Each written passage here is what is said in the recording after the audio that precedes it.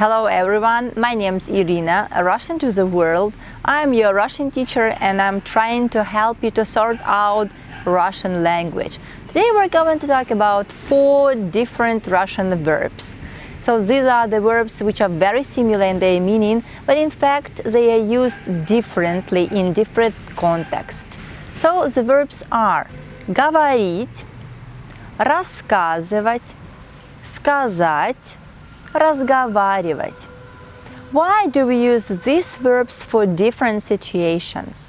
So let's sort out how we translate and use them in our spoken language. So first of all, let's look at the dialogue. Listen to the dialogue and then try to translate it into English. Расскажи мне, о чем разговаривали твои родители? Они долго говорили о политике, но потом мама сказала, что все равно говорить об этом без толку. So here I used расскажи, говорить, рассказывать, сказать. So let's start with говорить. Говорить is the verb that shows sharing information, but in fact you literally translate it as to talk, to speak in English. So then this is the imperfective verb. This verb also has perfective form, actually 2 perfective forms, сказать and поговорить. Сказать is literally translated as have talked. So when you want to emphasize the result of the action, then you use сказать. So for example, you can say я сказала нет. So you say I've said no. Let's have a closer look at говорить and сказать. So говорить is an imperfective form and сказать is a perfective form of the same verb. To talk, to speak for говорить and to say for сказать. So you use говорить when you want to emphasize the process, the action which is repeated action. And then сказать is used for the action which happens only once. Let's look at the 2 examples. Я сказала нет. And the other one is я говорила нет. So when I say я сказала нет, I want to emphasize the action that is completed and the result which is more important than the process. So then I say I've said no. That's the end. Then when I say я говорила нет, so the action was repeated for some times in the past. Like it was like I kept saying no, or I used to say no all the time. That is the difference between говорить and сказать. And good news that there are 2 perfective forms of говорить. So the first one is сказать, I've mentioned it, and the second is поговорить. So поговорить is also about the action that happens once and the result is more important than the process itself.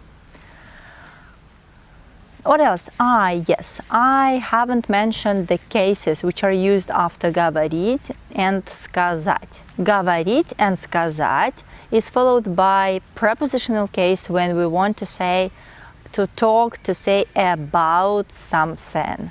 Говорить о чем. Говорить о ком. For example, I can say, давай поговорим о политике. Они говорили о доме. Мы говорим о родителях. When you're talking to someone, when you talk or speak to someone, then you should use preposition с plus instrumental case. Говорить с кем or говорить с чем. Actually, говорить с чем sounds very strange, sounds funny, but why not? For example, some people are talking to the walls. Они говорят со стенами. Or, for example, I can say, я говорю с родителями. Ты говоришь со своей мамой о своих проблемах?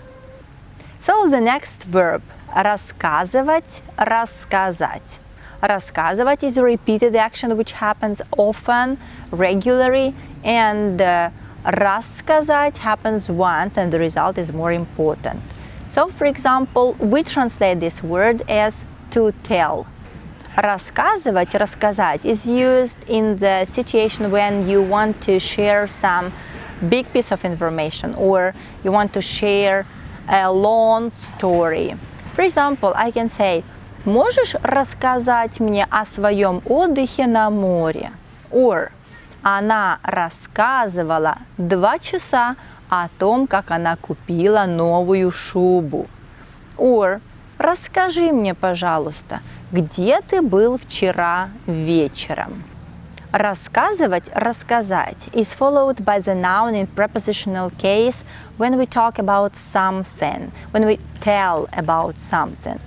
But рассказывать, рассказать can also be followed by dative case, noun in dative case, when we talk about to someone, to tell someone, like I am telling you about my vacation.